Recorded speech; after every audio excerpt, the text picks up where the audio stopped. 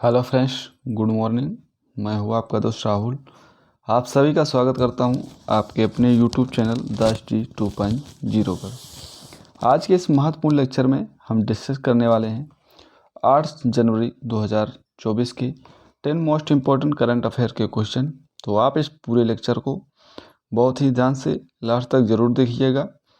Last में आपसे एक क्वेश्चन पूछा जाएगा जिसका आंसर आपको कमेंट बॉक्स में देना है, और स्टैटिक जीके के रिवीजन पॉइंट भी लास्ट में रखे गए हैं। तो पूरा वीडियो लास्ट तक जरूर देखिएगा।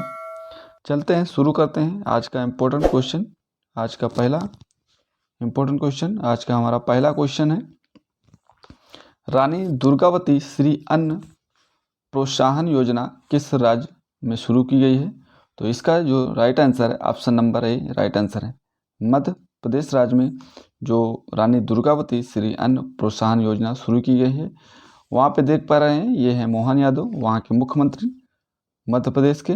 तो मध्य प्रदेश राज्य में रानी दुर्गावती श्री अन्न प्रोत्साहन योजना शुरू की गई है।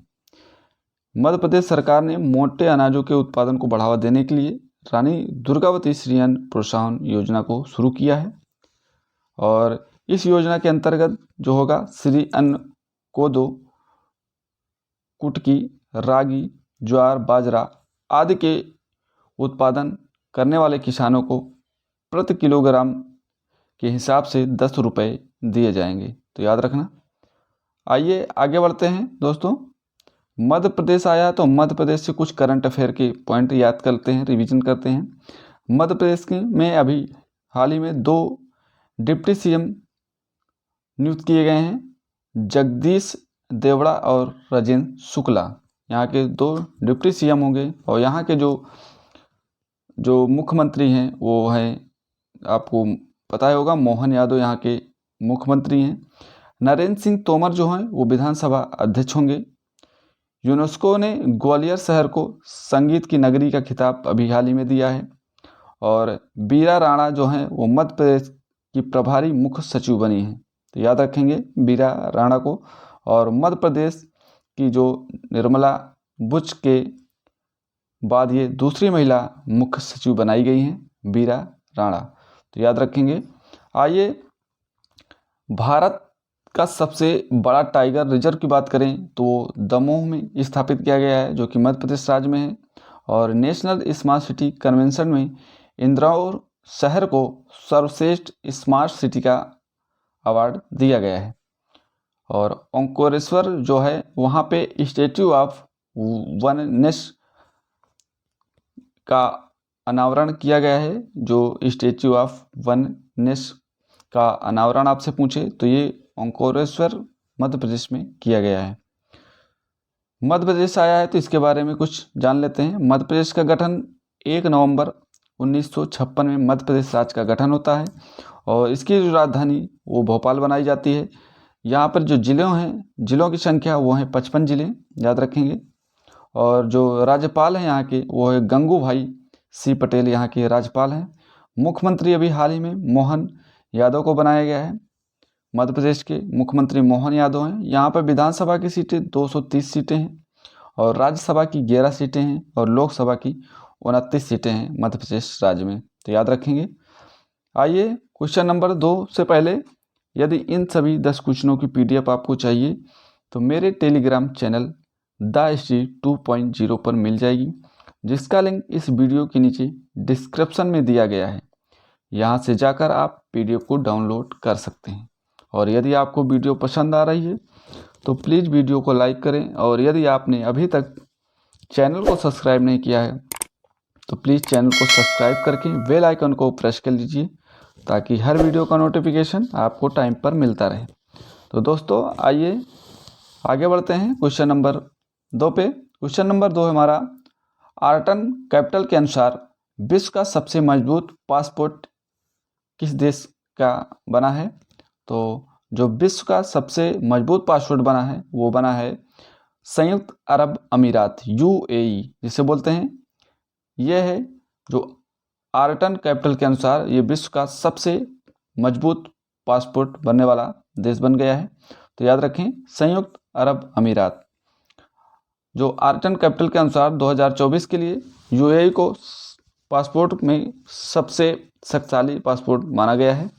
और यूएई के पासपोर्ट को जो मोबिलिटी स्कोर मिला है वो मिला है 180। और वहीं बात करें दूसरे स्थान पर, तो दूसरे स्थान पर कई देश हैं, जर्मनी, स्पेन, फ्रांस, इटली और नीदरलैंड सहित कई देश इसमें शामिल हैं दूसरे स्थान पर। तीसरे स्थान पर फिनलैंड, लग्जमबर्ग, ऑस्ट्रिया और स्विट्जरलैंड शामिल हैं, ये तीसरे स्थान पर शामिल हैं, तो याद रखेंगे। आइए आगे बढ़ते हैं। जो ये आर्टन कैपिटल पासपोर्ट इंडेक्स में भारत के पासपोर्ट की जो रैंकिंग है इसमें वो है 66वीं रैंक है इसमें। और भारतीय पासपोर्ट की मोबिलिटी स्कोर जो है 77 है, यानी 77 देशों की जो यात्रा भारत कर सकता है। आर्टन कैपिटल पासपोर्ट इंडेक्स में संयुक्त राष्ट्र के जो 193 देश हैं और 6 सहित प्रदेश शामिल हैं, और इसमें 199 पासपोर्ट का मूल्यांकन कर उनकी रैंकिंग निर्धारित की जाती है, तो याद रखेंगे। आइए बात करते हैं कुछ इंडेक्स की 2023-24 से जो प्रमुख इंडेक्स बनते हैं उनकी रैंकिंग के बारे में जानते हैं, भारत की क्या रैंक है। तो क्यूएस सस्टेनेबिलिटी रैंकिंग में 2024 अभी जारी हुआ है, इसमें दिल्ली विश्वविद्यालय इस पे का स्थान इसमें रहा है 220वां स्थान रहा है। और जलवायु परिवर्तन प्रदर्शन सूचकांक की बात करें तो इसमें भारत की रैंक 7वीं थी। हेनले पासपोर्ट इंडेक्स जो जुलाई 2023 में जारी हुआ है, इसकी जो रैंक थी वो 80 रैंक थी। विश्व प्रेस स्वतंत्रता सूचकांक 2023 में जो भारत की रैंक है 161वीं रैंक है। और बात करें विश्व प्रसन्नता सूचकांक में भारत की जो रैंक है वो 126वीं रैंक है। ऊर्जा संक्रमण सूचकांक में भारत की रैंक 67वीं रैंक है। और चुनावी लोकतंत्र सूचकांक में जो भारत की रैंक है 2023 में वो 108वीं रैंक है भारत की। तो ये 2023-24 के प्रमुख सूचकांक एक बार रिवीजन जरूर कर लेना परीक्षा से पहले। आइए बात करते हैं क्वेश्चन नंबर 3 पे। क्रिकेट के 147 साल के इतिहास का सबसे छोटा टेस्ट मैच भारत और किस देश के बीच खेला गया? तो अभी हाल ही में खेला गया दक्षिण अफ्रीका और भारत के बीच में। ऑप्शन नंबर ए इसका राइट आंसर है।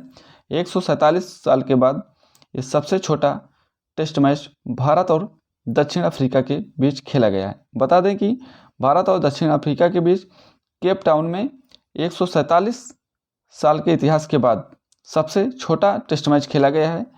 107 ओवर का ये टेस्ट मैच खेला गया था, तो याद रखें। इस टेस्ट मैच को भारत ने जीता है। और भारत क्रिकेट टीम जो है वो केप टाउन के जो न्यूलैंड से मैदान है यहाँ पर अपनी जीत दर्ज की है, और ये एशिया की पहली टीम बन गई है भारत, तो याद रखेंगे। आइए बात करते हैं क्रिकेट से संबंधित कुछ ट्रॉफियों की। जैसे रोहिंटन ट्रॉफी है, ये भी क्रिकेट से संबंधित है। जीडी बिरला ट्रॉफी ये क्रिकेट से संबंधित है। रणजी ट्रॉफी क्रिकेट से संबंधित है। और ईरानी ट्रॉफी की बात करें ये भी क्रिकेट से संबंधित। जितनी भी ट्रॉफियाँ हैं क्रिकेट से संबंधित ट्रॉफियाँ हैं। CK Naidu trophy, Dilip trophy, Cooch Behar trophy, Jhansi की रानी ट्रॉफी और देवधर ट्रॉफी, ये सभी ट्रॉफियाँ जो हैं क्रिकेट खेल से संबंधित कप और ट्रॉफियाँ हैं, तो याद रखेंगे। आइए बात करते हैं क्वेश्चन नंबर 4 पे। क्वेश्चन नंबर हमारा आज का 4 है, भारतीय नौसेना के उप प्रमुख कौन बने हैं? तो भारतीय नौसेना के जो उप प्रमुख बनाए गए हैं वो बनाए गए दिनेश के त्रिपाठी को। ऑप्शन नंबर इसका डी राइट आंसर है। दिनेश के त्रिपाठी को भारतीय नौसेना के उप प्रमुख के पद पर नियुक्त किया गया है, तो इसका जो राइट आंसर है दिनेश के त्रिपाठी इसका राइट आंसर है। बता दें कि वाइस एडमिरल दिनेश के त्रिपाठी को वाइस चीफ ऑफ नेवी का चार्ज दिया गया है। और इन्होंने वाइस एडमिरल जो संजय जयसिंह हैं इनका स्थान लिया है, तो याद रखेंगे संजय जयसिंह का स्थान लिया है त्रिपाठी ने। दिनेश के त्रिपाठी ने संजय जयसिंह का स्थान ले लिया है। और संजय जयसिंह जो हैं वो पश्चिमी नेवल कमांड के flag officer command in chief का चार्ज अभी हाल ही में लिया है। और दिनेश के त्रिपाठी जो हैं वो जुलाई 2020 से मई 2021 तक नौसेना संचालक के डायरेक्टर जनरल थे। अभी तक ये नौसेना संचालक के डायरेक्टर जनरल पद पर नियुक्त थे। तो अभी इन्हें बनाया गया है जो नेवी का जो वाइस चीफ ऑफ नेवी का चार्ज इन्हें दिया गया है दिनेश के त्रिपाठी को। तो याद रखेंगे। आइए भारतीय नौसेना के बारे में जानते हैं। इसकी स्थापना जो होती है भारतीय नौसेना की वो होती है 1612 ईस्वी में, और इस मिशन को समुद्री हितों और सीमाओं की रक्षा करने के लिए इसे शुरू किया गया है। और इसका जो भारतीय नौसेना का आदर्श वाक्य है ओषम नो वरुणः, इसका जो आदर्श वाक्य है। और नौसेना के जो प्रमुख एडमिरल हैं वो आर हरि कुमार नौसेना के प्रमुख एडमिरल हैं। और नौसेना दिवस जो मनाया जाता है वो 4 दिसंबर को नौसेना दिवस मनाया जाता है। याद करें। क्वेश्चन नंबर 5 की बात करते हैं। क्वेश्चन नंबर हमारा 5 है, किस राज्य सरकार ने गुणोत्सव 2024 लॉन्च किया है? तो गुणोत्सव जो 2024 है ये असम राज्य ने लॉन्च किया है। ऑप्शन नंबर इसका सी राइट आंसर है। असम राज्य ने गुणोत्सव 2024 अभी हाल ही में लॉन्च किया है। तो गुणोत्सव 2024 का उद्देश्य ये है कि 35 जिलों के जो 44,498 सरकारी स्कूलों में पढ़ने वाले लगभग 40 लाख छात्रों को प्रदर्शन का मूल्यांकन कराया जाएगा। गुणोत्सव उत्सव जो असम सरकार द्वारा शुरू किया गया है, और असम सरकार द्वारा सभी राज्य के सभी जो प्राथमिक और माध्यमिक विद्यालय हैं इसमें शामिल किए गए हैं, और इसके उद्देश्य से शुरू किया गया है सभी को शामिल करने के लिए। जो सभी प्राथमिक जो विद्यालय हैं और माध्यमिक विद्यालय हैं इनको शामिल करने के उद्देश्य से इसे कार्यक्रम को शुरू किया गया है। तो याद रखें 40 लाख लगभग छात्र इसमें शामिल होंगे। आइए 2023 के प्रमुख महोत्सव के बारे में एक बार रिवीजन करते हैं। लेवेंडर फेस्टिवल की बात करें तो ये जम्मू कश्मीर का फेस्टिवल है। अर्बन क्लाइमेट फिल्म फेस्टिवल ये कोलकाता का फेस्टिवल है, कोलकाता में मनाया जाता है। मोनलम चेनमू उत्सव ये लेह लद्दाख में मनाया जाता है। माघी मेला उत्सव ये बिहार का है। बिजली उत्सव ये असम राज्य में मनाया जाता है। थावे उत्सव ये बिहार राज्य में मनाया जाता है। भूमचू उत्सव ये सिक्किम का है। और खजुराहो नृत्य महोत्सव ये खजुराहो मध्य प्रदेश में मनाया जाता है। तो ये 2023 के प्रमुख महोत्सव थे, एक बार रिवीजन जरूर कर लेना। आइए आगे बढ़ते हैं क्वेश्चन नंबर 6 पे। क्वेश्चन नंबर 6 है, किस जिले को one district one product award 2023 दिया गया है? इंपॉर्टेंट क्वेश्चन है। तो वन डिस्ट्रिक्ट वन प्रोडक्ट जो अवार्ड है वो बुरहानपुर जो कि मध्य प्रदेश राज्य में है, इसे जिले को जो है one district one product award दिया गया है 2023 का। बुरहानपुर ये जो कि मध्य प्रदेश राज्य में स्थित है। बता दें कि नई दिल्ली में आत्मनिर्भर भारत प्रोत्साहन 2024 का आयोजन ये नई दिल्ली में किया गया है, और इसमें जो बुरहानपुर है मध्य प्रदेश का एक जिला है उसको इस अवार्ड से सम्मानित किया गया है। One district one product award से सम्मानित किया गया है। बुरहानपुर की जो मुख्य फसल है केले का उत्पादन, व्यापार को बढ़ावा और प्रसंस्करण क्षेत्र में कार्य करने के लिए इसे ये अवार्ड दिया गया है। और बुरहानपुर जो जिला है उसमें केला चिप्स, केला पाउडर, राखियाँ, साज सज्जा की वस्तुएं सहित अन्य उत्पादन के निर्मित कार्य किए जाते हैं। जो जिला है बुरहानपुर जिले में, यहाँ पर ये सारे कार्य किए जाते हैं, तो इसीलिए इसे इस अवार्ड से सम्मानित किया गया। आइए हाल ही में प्रदान किए गए प्रमुख पुरस्कारों को एक बार रिवीजन करते हैं। आपसे पूछे ग्लोबल इंडिया अवार्ड अभी हाल ही में किसे दिया गया? ये सुधा मूर्ति को दिया गया है। और सस्तारा जो रामानुज पुरस्कार है ये दिया गया है रुचि कियांग झांग को दिया गया है। दादा साहब फाल्के अवार्ड की बात करें तो ये अभी हाल ही में वहीदा रहमान को दिया गया है। और नॉर्मन बोरलॉग फील्ड अवार्ड ये स्वाति नायक को दिया गया है। तो याद रखना। और आपसे पूछे शिक्षा के क्षेत्र में अभी हाल ही में लाइफ टाइम अचीवमेंट अवार्ड जो दिया गया है वो नजमा अख्तर को दिया गया है। और बात करें कि जो ग्रीन रेलवे स्टेशन का सर्टिफिकेट मिला है वो मिला है विजयवाड़ा रेलवे स्टेशन को। और मिस इंटरनेशनल इंडिया 2023 किसे बनाया गया है? ये बनाया गया है प्रवीणा अंजना को। और DVG पटेल मेमोरियल अवार्ड 2023 से किसे सम्मानित किए गए? तो ये सत्यजीत मजूमदार को doctor BG Patel memorial award 2023 से सम्मानित किया गया है। क्वेश्चन नंबर 7 है, भारत पहली बार किस रॉकेट से उपग्रह लॉन्च करेगा? तो भारत पहली बार जो है वो फाल्कन 9 रॉकेट से अपना उपग्रह लॉन्च करेगा। तो याद रखना है, ये पहली बार लॉन्च करेगा इस रॉकेट से। तो इस रॉकेट का जो नाम है वो है फाल्कन 9। इसरो ने घोषणा की है कि भारत संचार उपग्रह जो GSAT-20 है, इसको जो है फाल्कन 9 रॉकेट के द्वारा लॉन्च किया जाएगा। और स्पेस एक्स फाल्कन 9 रॉकेट जो है इसको लॉन्च होने वाला इससे लॉन्च होने वाला ये भारत का पहला मिशन होगा। और इस भारतीय मिशन का जो आगाज़ है ये 2024 की दूसरी तिमाही तक किया जाएगा। तो याद रखें। आइए बात करते हैं क्वेश्चन नंबर 8 की। किस झील में वार्षिक पक्षी जनगणना अभी हाल ही में शुरू की गई है? तो ये शुरू की गई चिल्का झील में।